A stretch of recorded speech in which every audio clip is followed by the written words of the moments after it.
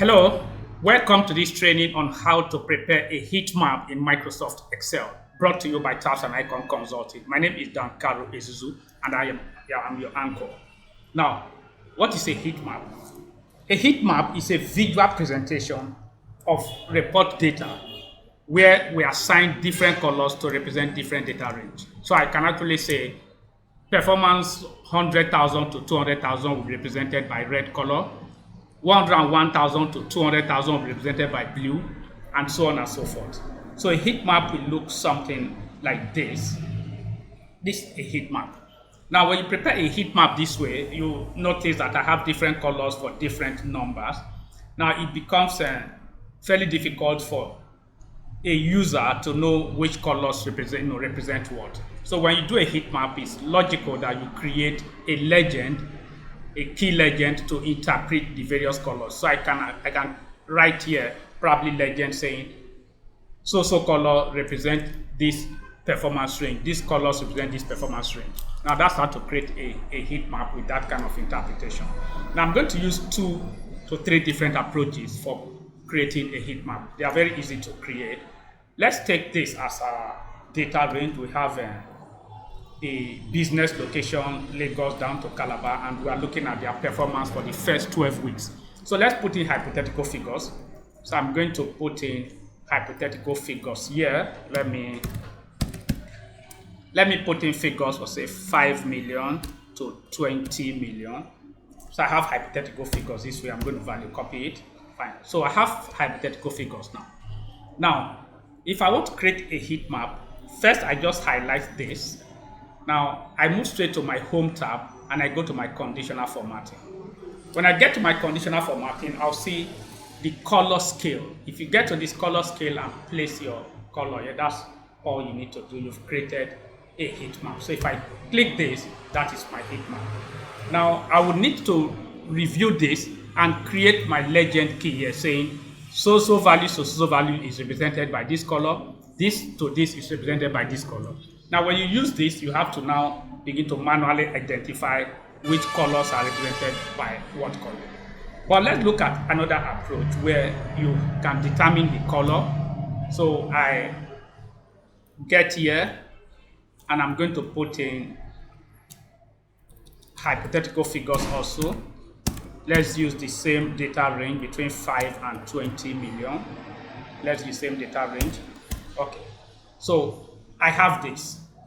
And now I'm going to create my legend somewhere here.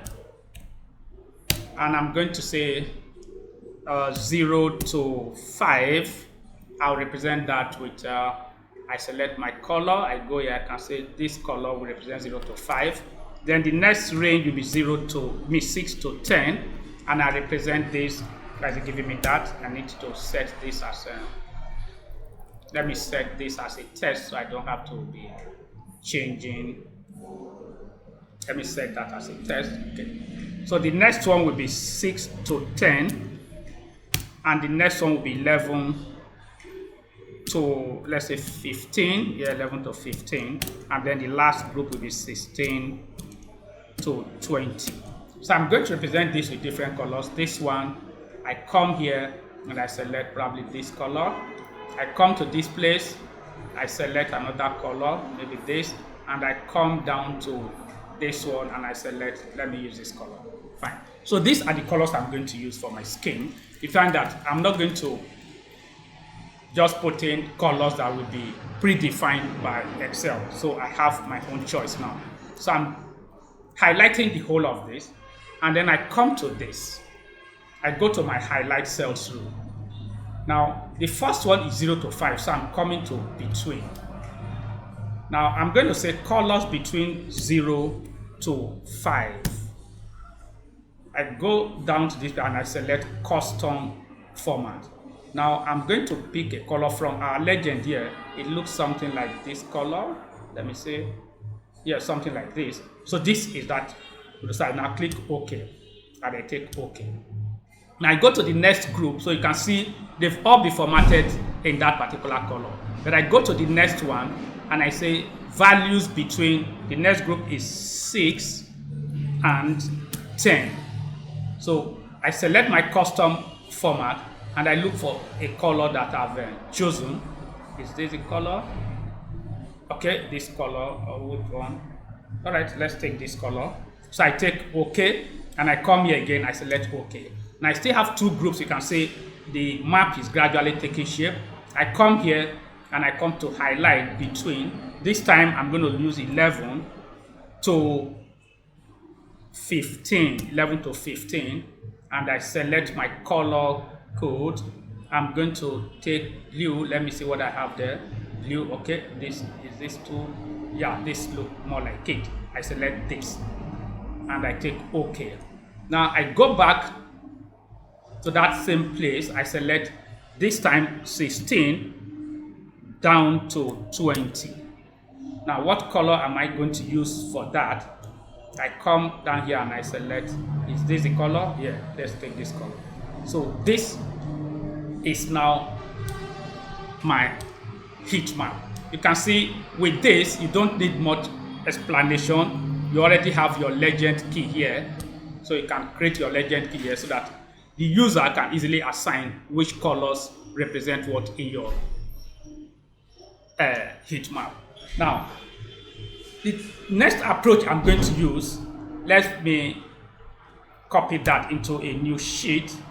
Let me copy that to a new sheet and I paste it here. I'm going to remove all this.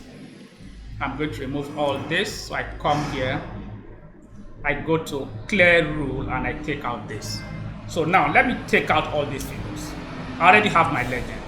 I'm assuming that I'm going to prepare my heat map before even my data comes in. So I prepare my heat map down, and as my weekly report is coming in, I'm just entering the data and the relevant data color is coming up. So what I do, I come here, I highlight the whole of my data range, which is week 1 to week 12, and I use my color scheme. I come here and say between, so I take 0 down to 5, and I'm going to use that light green or whatever color is there. Let me select this. So I pick this color. Okay, this is the color. So I say whatever data is coming there that fall within 0 to 5 should be with that color. I go back, since I'm building it, I come here and I say 6 down, okay, 6 to 10. I select a color. I've defined my color scheme already, so I'm just going to pick a color that matches it. This is okay. And I go to the third one, which is between 11 to 15. I go down to my color selection, custom, and I'm going to take blue. This is the blue, and I take OK, and I take OK again. Then I move back and I take the last group, which is between 16 and 20. So I go back to my custom format and I select a color. I guess this is the color. That's so I'm done and I click OK. Now, once I start filling in my data, the moment I get my report for week 1, I start filling in. Maybe I fill in 2 here, I fill in 10 here. You notice that the colors are already changing. I put in 3, I put in, let's say 20. The colors are already changing. So if I get all my data, let's assume I've got to my report and I just paste it here. Let's say round between, let me use the same values, 5 to 20, and I do this. You can see that my report is set immediately.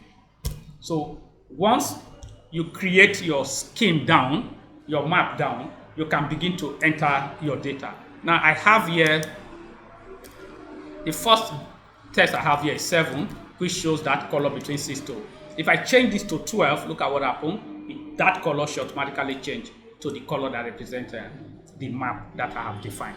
This is how to use the heat map in Microsoft Excel to represent your data. Thank you very much for listening. In other videos, we're going to see much more of what Microsoft Excel can do. Bye-bye.